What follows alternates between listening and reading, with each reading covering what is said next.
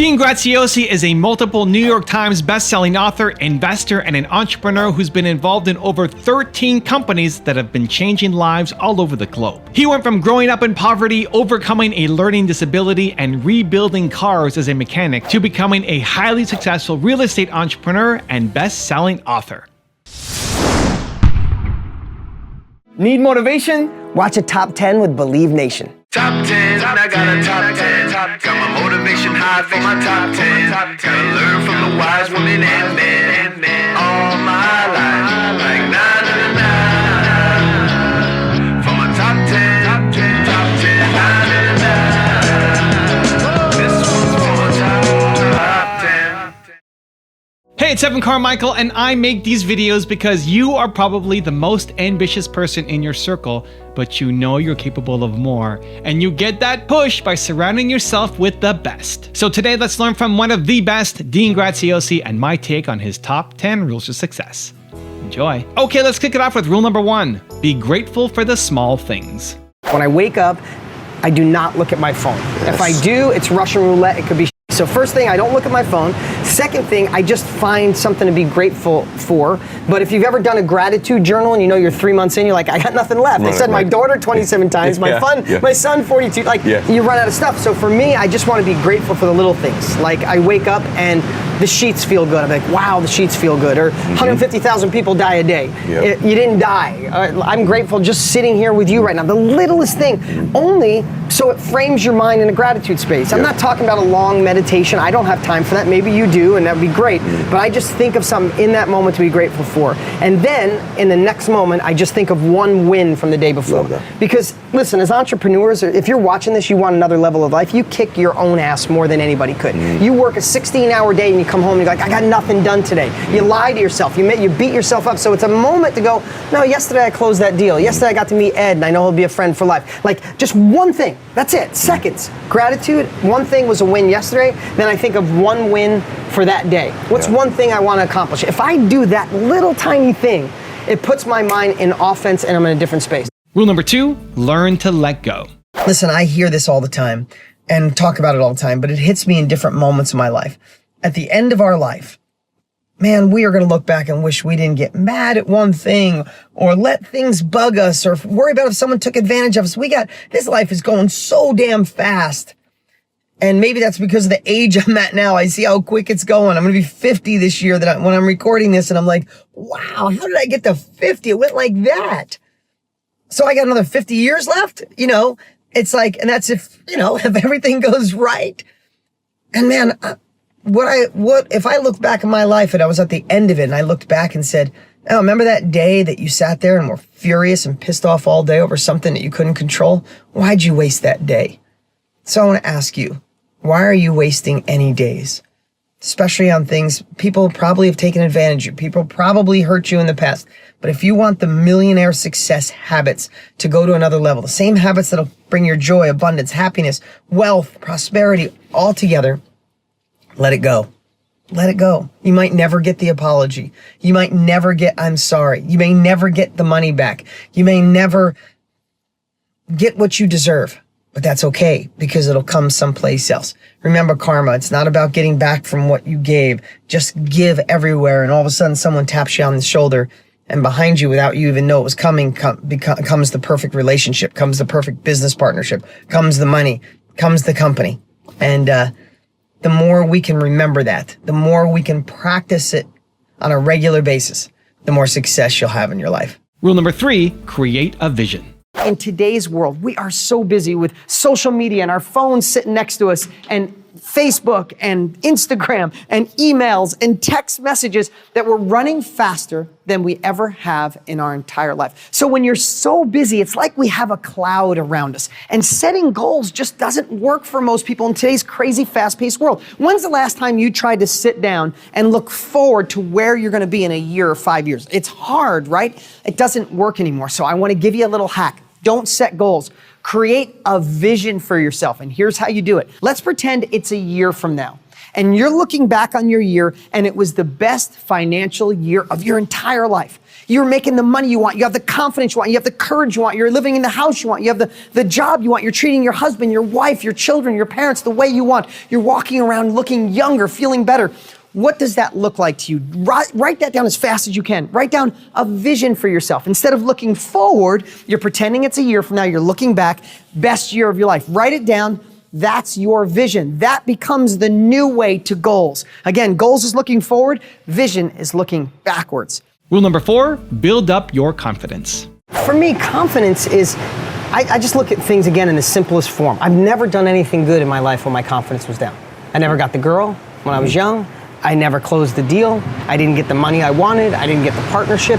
And not like your confidence is in the toilet and you're pathetic with your shoulders down. I'm talking when your confidence is 5% off. Yeah. Did you ever go into a meeting and you know you're a little off and you're like, I'm just gonna grip my way through it, and you come out, you're like, damn, I should have just either ignored it or took a moment to build my confidence because I didn't get what I wanted. And I've just been obsessing on knowing that my confidence needs to be high at all times. So there's a million different ways to go. I love what Ed said on how to build confidence, keeping the promises you make with yourself. Incredible. One of the things I do is I really obsess on looking at the things that take my confidence. So for me, as simple as this sounds, is I haven't watched the news in 10 years. I don't watch it all. Because I've never watched the news and got down and go, wow, whew, I feel amazing. Like, you don't watch the news and go, Ed, hey man, I watched the news this morning. Dude, you should catch it at 12. You're not gonna believe it. You're not gonna believe how amazing shit is. No, you watch the news, you're like, oh my God, right? So the news, I know this sounds crazy and we know this is simple, but I've really eliminated the people in my life, and you've heard this a million times, that rob my confidence. And I've either become, if they're family members, I put the Teflon up, or I've slowly pushed them out of my life. And any exercise, anything that I do that robs my confidence, the people I surround myself, exercises, like I said, don't work on your weaknesses. I've obsessed on not to do lists. So if I go, hey, when I do X, Y, Z, it robs my confidence, I don't like it, I know it's got to go out of my life. Like my threshold, confidence builder, confidence detractor. If it's a detractor, it goes on the thing that's got to go away. So I would just encourage you, think about the things, the people, the events you do, going to happy hour with the guys from work and all they do is complain about how shitty your job or your boss is or your company is. If that makes you feel bad about yourself, then they're robbing you of your bigger future. So I would say one of the things besides what Ed said is make a list of the things that ding your confidence just a little bit and either reframe them or eliminate them. So what's up, man? It's good to see you. I see you all over the place. I see you hustling. I see you impacting lives, doing amazing stuff on YouTube. I want to share whatever works for, your following, my following today. But I want to share, dude, your book, Built to Serve. You are built to serve. There's a difference when, I've been an entrepreneur for over 30 years. I've been in the self-education industry for 24. It doesn't even seem possible. But there's a lot of people that when you kind of meet your heroes or you meet the people behind the book, a habits book, a built to serve book, a time management. It's like you meet the guy with the time management book and he's late getting on stage and stressed out of his mind in the green room. Like there's no congruency is what I wanted to say. And before we chat today, I just want to honor you and give you congruency. What you wrote in this book is really who you are, man. You are built to serve. You reach out to my team all the time and want to help with YouTube and tell us what we're doing wrong. And you're not doing it because of finances. You're not doing it because you're trying to get an edge. You're doing it just because this is who you are, man. So I love seeing you out there. I love seeing you grow. I love seeing the impact you're making. Cool, man. Appreciate it. I'm still working on accepting compliments. So I'll just say thank you. Oh, then I'm going to keep doing it through this entire thing to make you feel uncomfortable. Oh, great.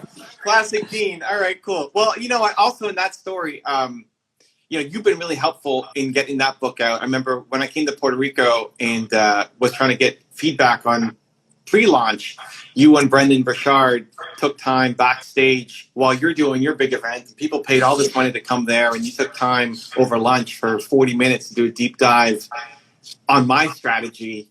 And just super grateful that you guys did that. And you hooked me up with your warehouse and, a whole bunch of things that Dean's a big reason why the book has got out there. Just a little piece, man. Just what's up, everybody. I see the highs. So listen, appreciate everybody. I see all the cool comments coming in. So how can we deliver some value today? How do we help out? Besides, I do got to plug this. Like if you didn't check out Evan's Built to Serve. You should check it out. The truth is, I'm not all the way done. I freaking love it. My biggest problem is every book I read, Evan, I listen. I have such a hard time reading. I still have dyslexia. It still doesn't stick. So it's taken me longer. But when I actually read a book, it sticks. So highly recommend it. And it just you. It's like it's having a 200-page conversation with you, which is always cool. Cool, man. Appreciate it. Well, I also have an audiobook version. I read it myself, so there's always dude, please send that to me. Rule number 5, pay your success tax. I went to work with my dad in his collision shop, and I used to fix cars every day. I mean, you wrecked your car, I fixed it. I painted acrylics, I changed engines, I did brakes, I was greasy every day. You know what? It was part of my journey. But then in about, maybe 90-ish, maybe 93, my dad went through a really horrible divorce. His third divorce, it hit him really bad, and he gave up on life, gave up on his business. He let the building where the collision shop was, he let it go. Said, I'm not paying rent, didn't pay the rent on his house, and said, I'm done with my house. And he literally checked himself into a place to get better, and they wouldn't let him out. So he's in there for a while. So now I'm in my early 20s. I don't know the exact year I should, but I was in my early 20s. And I had no place to go. I had to get out of the house I was living in. He said, good luck. So I rented his house for him so he wouldn't lose it. Got some tenants in there, got that paying for itself, so that paid the mortgage. But then I had to move out of the collision shop my dad had. He rented it. So I found this barn. It was on a piece of property where I was living. I was living in a tiny little apartment I moved into this tiny little apartment. And I literally moved a compressor, a wood stove, and all my tools into this, imagining this barn, nothing big, like, barn doors barely fit 2 cars in, and it was heading towards winter, and I started fixing cars out of there. Literally, I ask every friend I have, if you wreck your car, I got this. And then I had enough goodwill that I put out to the world that I got enough to eat. Like, I'd fix a car. My attorney, I fixed his car. My friend of a friend, the guy I worked out with at the gym's buddy, and I kept hustling and pushing to get cars to fix. Working out of the most disgusting garage in the world, feeling like a pathetic loser. Because when I didn't go to college, I remember thinking, yeah, but I have a drive in me nobody else has. I don't need college. I can do this. And now all of a sudden I'm in this dumpy little barn with a couple lights in it, with a wood stove for heat, some tools, by myself, sucking fumes, getting greasy. And I had days, and maybe you've had days like this. I've had days where I was like, wow, I guess this is life for me. Maybe success is meant for other people. Maybe I should have went to college. Maybe I wish I came from a different family. I wish I was smarter. All those things would happen on the days sucking fumes, putting wood in the wood stove, greasy fingers. But here's what I remembered. I remembered those were just every third day. But I was lucky enough to realize that they were just thoughts. I could think that, and I could end up struggling like my dad.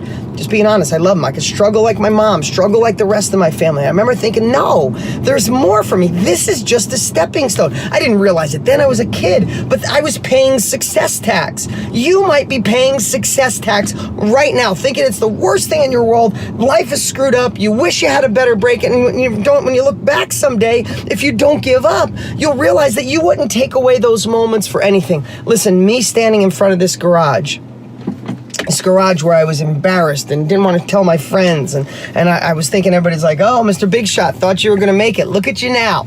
Oh, working out of a garage. Yeah, that's what I felt.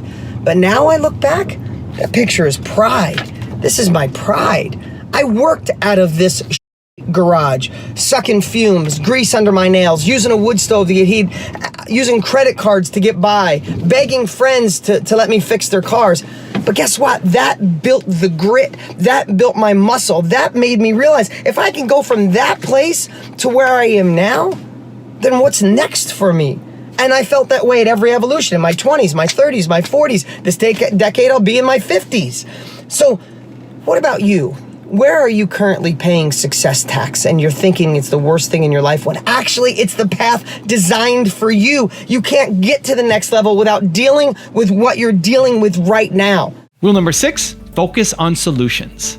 Old analogy, it's been played out, but if you spill a glass of milk, you can really obsess on whose fault it is, why it's spilled, how it's gonna smell, all those things. Or you can get a towel, clean it up, and get a new glass of milk.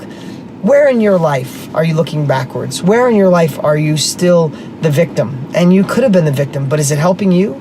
Where in your life are you stalled? Is it money? Is it relationships? Is it your health?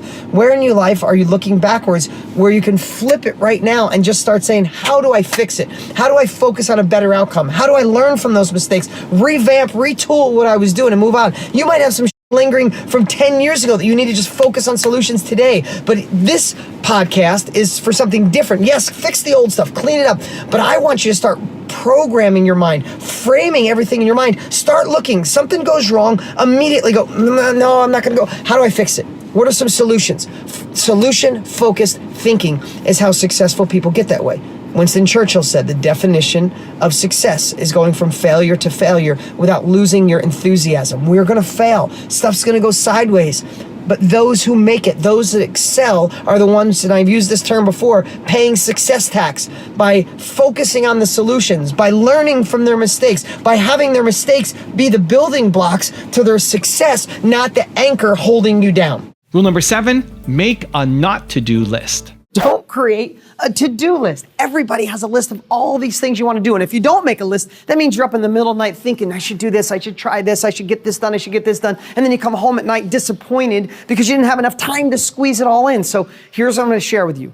Make a not to-do list. Your not to-do list is so much more important than your to-do list because we're all too busy. When someone tells me I don't have time or I need a time management program, or I need someone to teach me how to make a day 36 hours instead of 24. I'm like, no, you're just doing things that don't serve you, don't serve God, don't serve your bigger future, don't serve you making more money or having that business you desire. So as simple as this sounds, the wealthiest people I know, the people I know who've changed the world and generated billions of dollars, when I look back on my own life, what I realized is I was lucky enough that I looked at a lot of times of what should I not be doing. So I encourage you this week, make a list of everything you do and cut out the stuff that doesn't serve you, making more money, your family, the universe, God, whatever you believe in.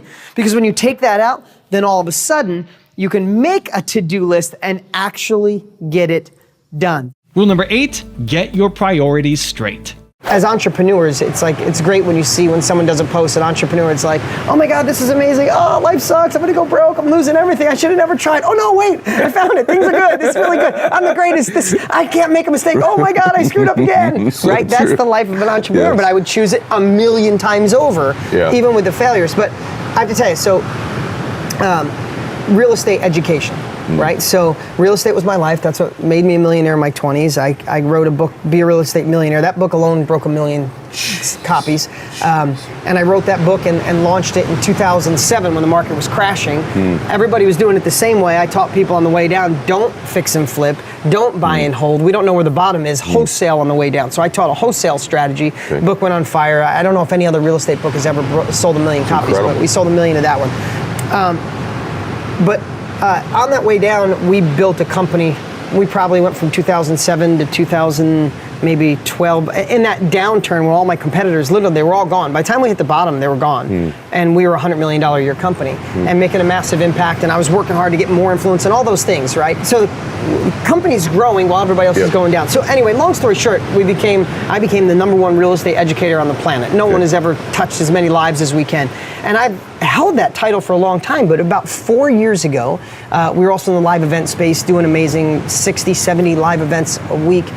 I wanted to go deeper because so many of my students, you can give somebody a business on how to sell $20 bills for $10 and they'll still screw it up. They'll find a way to find an obstacle. They'll find a way to tell them that my parents said this is a scam, or nobody's going to want to buy a $20 bill for $10. Or, like, they'll screw it up, right? So I became so obsessed with it, and my deep relationship with Tony and the impact he has on people and his encouragement, I'm like, I want to go into the successful. I want to go upstream. So my whole philosophy was, I can provide you with the way to make money, but if I don't go upstream and provide you with the right habits, you're going to think I'm a loser and my doesn't work, and I don't like that. I don't want you sitting in Starbucks in 5 years going, I bought that Dean course. You can't make money in real estate. It's like, no, you can't make money at anything because you don't have the right habits. So I got obsessed with this, And I started scaling down the real estate business and going into the success space. Wrote Millionaire Success Habits and just got obsessed on it. And I have to tell you, from going with in 2013, my brands and my company, we did over $200 million in sales. To kind of wind that down and start fresh, I wanted to leapfrog with doing $200 million a year in success habits. And we took a dip. And of course, fortunately, I do well, so I didn't let anybody go. And I told the whole team, we're gonna ride, I've been here, I'm purposely riding this down so we can come back out. But I have to tell you, I was about a year in, I wrote the book, we first launched it, and a lot of people are confused, like, you're the real estate guy or the success guy? It's like, no, you have to be the success guy to be that big in real estate, right? You know this. And I have to tell you, about a year and a half in, I wasn't getting the momentum I thought I should. And I was losing my confidence, like, wow, maybe because I'm older, maybe because I ignored social media. I did, because we were the #1 show infomercial-wise, and that was so big, I ignored social media, and I see all these people with 1 million followers. I didn't even barely start an account yet, right? And all of a sudden I start and I got 10,000 followers. I'm like, wow, does everybody know that? Look at the impact I made. Now I'm like the little guy in town. And honestly, it dinged my confidence. Thank you for sharing that. And I started feeling a little insecure. What did you do about it? I started getting my freaking story straight. The same thing, is get my priorities straight. I said, listen, if I wanted to stay as the #1 real estate guy, is it my significance? You know what it was? It was my significance. My show ran so much, no matter where I went, people like, Dean, come in here, sit in the front, go to the front row, have this, let me buy you dinner. All of a sudden, my show was off the air for 2 years, and I'm not getting the love, and I'm like, wow. And you know what it did? It made me a better man, though. Because I realized, what the hell am I doing it for? I'm doing it because I want to make at this phase of my life, I want to make an impact on the world, and I want to be a badass dad, and I want to be a good man and a good relationship. Like, that's what makes me successful now. Like, it's not the money, it's not the significance. And when I decided I didn't care anymore, oh my God, like Millionaire Success Habits, it was like a key turned. Rule number 9, be a great listener. So when it comes to negotiating, a lot of people ask me that, Dean, you negotiate so well. Or if I close a deal, someone say, well, you did all that, and there was no yelling, there was no one upset, everybody left the table feeling happy. And that's a great byproduct, to let everybody leave a negotiating table feeling like they won. That's a major win. But negotiating's everywhere.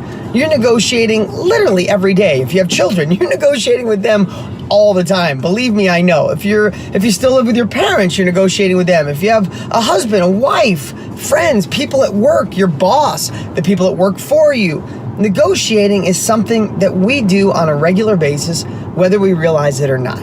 So why not get good at it? And here's the thing. There's a lot of persuasive techniques and strategies to negotiate to win. But I want to tell you, I never knew any of those. And I would bet to say I'm one of the best negotiators I know. Now, I'm not saying that to pat myself on the back. Believe me, I know there's a million areas of life that I suck at.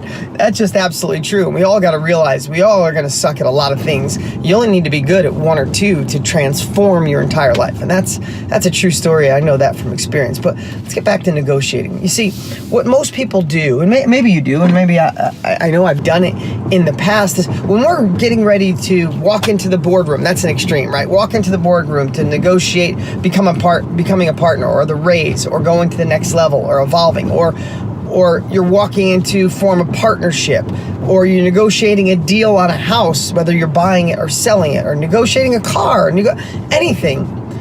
What we do is we rehearse in our mind what we want to say. You see, we want the person on the other side of the negotiation to understand us, right? We want them to know that, man, this is why we should be partners. This is why you should lend me the money. This is why you should sell me the house at this price. This is why you should buy this from me. We rehearse in our head, but I think our rehearsing is flawed. And let me tell you why. It's flawed because we are trying to figure out the best way to describe and to translate into them why they should do business with us, why we're the right person, why they should sell us the house or start the deal, or whatever the negotiating is, right? Or your spouse, your husband, your wife, your kids should listen to you. We're rehearsing. How many times have you stayed up late at night thinking and looping in your head what you're going to say, how you're going to do it, what benefits you have, all that? And that's great, but it's a flawed way of thinking. And here's what I'll tell you. Through experience, the greatest tool we have to negotiating are our ears. That's right. It's our ears. Because if you listen, I'm going to give you an example. When I was, maybe 20 years old, I wanted to buy a piece of property in New York, right where I lived, in a little hometown. This is one of many pieces of property I bought through solid negotiating. So this property was for sale for $180,000, and Mrs. Mary Lepresti owned it, and a lot of people had wanted this property, but it wasn't really worth $180,000. It was worth more like $160,000. It was a 3-unit house. She lived in a basement or first floor, and 2 people above.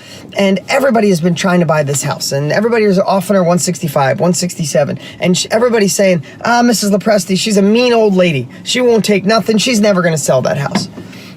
And I thought to myself, now this is before, now that I'm a teacher, I want to look back and see, why do I win? Why did I win certain areas, right? I'm dissecting unique processes in my life. What I realized, and whether I was born with it or not, it's teachable, and everybody I teach who uses this, their life changes. So if you're here at the podcast, you want this tool. Is I went and saw Mrs. Lepresti, and I shut my mouth and I opened my ears. And this may be one of the first times I realized the power of listening.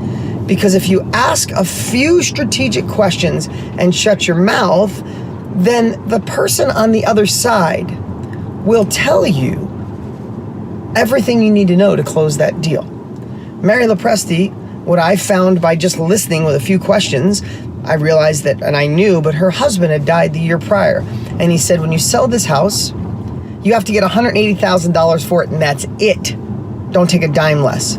So that was anchored in her head. She wasn't a mean old lady. She was listening to her husband who had passed away. But I also listened and heard her say that she wanted to sell it, and her whole reason for selling is she wanted to move to Florida, and she wanted to buy a little condo with no worries, and that's what her dream and her goal would be. It was listening. So what I do is I found her fears, I found her desires, and I found her goals, all through what? Through listening. When she got all done, I said, I knew for a fact that she had to get $180,000 for that piece of property. So I said, Mary, I'd love to give you $180,000. And she lit up. I mean, she was glowing. I remember to this day, what a sweet lady. She was glowing. She said, you would? I said, yes, that's what your husband wanted. I want to give it to you. But if I'll do that for you, will you do something for me? I said, you want to go to Florida and live with no worries. How much a month do you need to do that? She said $2,000. I said, okay, I'll give you the $180,000, but I'd like to get it with no money down. I'd like to give you $2,000 a month for 2 years. I'll buy it on contract, do a lease option, or you can hold the paper on it, but I'll give you $2,000 a month for 2 years. And at the end of that, I'll pay you the balloon balance of what's left. But no down payment. You pay the insurance on the house. Yeah, we were gonna leave it in her house. You pay the insurance on it. And 0 interest. Now, if you know what it's like to go into a house with no money down, no interest, someone else paying the insurance and I think maybe the taxes. I went in, she was ecstatic. She went down to Florida, I sent her a check every month. About 1.5 years in, I cashed out with a bank and I got the deal. How did I negotiate? Was I a hardcore negotiator? Did I make her take my money? No, she used to make me pasta dinner on Sundays until she left. We became great friends, but I look back at every negotiation that I've won in my life. It wasn't through brute force. It wasn't through power. It wasn't through over-explaining myself. What it was is me listening to what people want, listening to their fears, listening to their desires, listening to their goals, and then compute it and translate it in your head and see if you can make that a win for everybody. And rule number 10, the last one before a very special bonus clip, is win when no one is watching. You win when no one else is watching is something I've been telling both of my kids, I'd bet to say 6 years, 7 years, about 6 years, when it comes to playing sports. Now, both of them, my son plays baseball, my daughter plays softball, they both pitch, they're both really good. Not because they're my kids, they excel at it. But one thing I've been telling them forever, if you saw my kids, if you ever see me at a live event or I'm anywhere with my kids, just test me on this and say to my kids, hey, how do you win? They'll say 2 things, practice and hard work, and you win when no one's watching. And here's the thing. My daughter loves the praise of winning a game. She loves when she pitches. She has the ball in her hand when everybody's cheering for her. But that doesn't happen at the game. That doesn't happen in public. The reason she's good is because she practices her guts out when no one's watching. I want to give you a quick little story. It doesn't matter if you're a parent or not. Listen, the reason I teach my kids this, the reason I teach you guys this, is because I want it anchored into my life forever. I mean, everybody wants the praise of the win. Everybody wants the winning business. Everybody wants the winning relationship. Everybody wants the winning income. They want to win the sports game. But not everybody's willing to put the time in to work when no one else is watching. So, for example, my daughter last night, as I'm recording this, it was last night, she played in the championship game from 11 to 13-year-old girls fast pitch softball.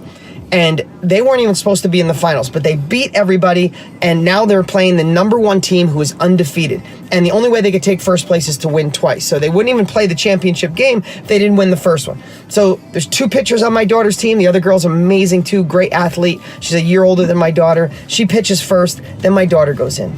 And my daughter had the game of her life. She did not give up one run against the undefeated team. I mean, she threw strike after strike, and all her friends came and seen her, and all her friends were saying, "Oh my God, Bree, you're so amazing. You're so lucky to be that good." And I started hearing these girls. They weren't doing it for to be disrespectful, but that's how the world is. I heard lucky or blessed or gifted. She's not gifted. My daughter wasn't. My daughter's short for her age. My daughter did amazing last night and got the praise is because she won the game when no one else was watching. I go home 4 nights a week early because she wants to throw the ball and I want to be there and encourage her. She's practicing literally almost every single day. She could go hang out with friends. She could play video games. She could do something else, but she likes to win. And she practices when no one else is watching. In fact, in my office, in my studio, where I hold my masterminds, it's big enough. And I'm gonna literally, because the summers in Phoenix are really crazy, it's hot as hell. I'm putting in a place for her to pitch in the office because she said, "I don't wanna lose momentum over the summer, Dad. I wanna come back even better." Now, that's an amazing lesson I taught, and I hope that rubs off on her. I'm using sports as this foundation for her life. But let me ask you, do you want the glory? It's like wanting to be the rock star. You want to be up on stage jamming and singing and the crowd going nuts and the girls going crazy or the guys going crazy. You want all that. But how do you think those people got on stage?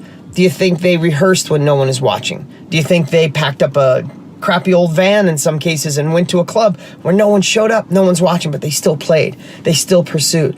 If you want to win the game of life, whatever it is you want, that next level of relationship, income, doing your own business, you have to practice and work hard when no one else is watching. Now I've got a really special bonus clip that I think you're gonna enjoy. But before that, it's time for the question of the day. I wanna know, what was your single biggest takeaway from this video, and what are you going to do to take action on it this week? When you write down what day, what time, and what place you're going to take action on something, you have a 91% chance of following through versus just 35% if you got motivated but never wrote down a plan. And when you share your plan and have public accountability, it raises your chances of following through even higher. So that's what I want to do today for you guys. You watch this video. What was your single biggest takeaway, and what is your plan to take action on it this week? Let me know. Put it down in the comments below. How many people, how many of us went to school and had teachers pound us, or parents or friends who think they love us, teaching us how to get better at the things we suck at? And in fact, working on our weaknesses may be the biggest lie we've ever been told, and the thing that hurts us the most.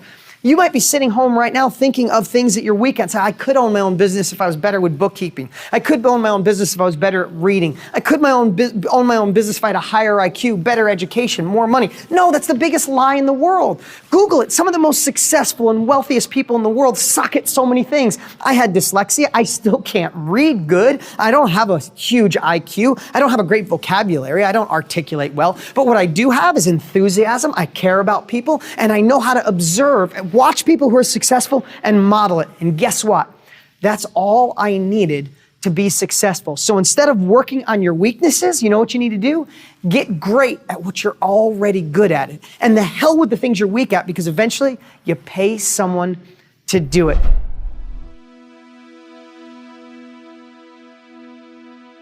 If you want to change your life for free in the next 30 days, check the link right here below me. Or if you want 10 more awesome rules from Dean Graziosi, check out the video right there next to me. I think you'll enjoy them. Continue to believe, and I'll see you there.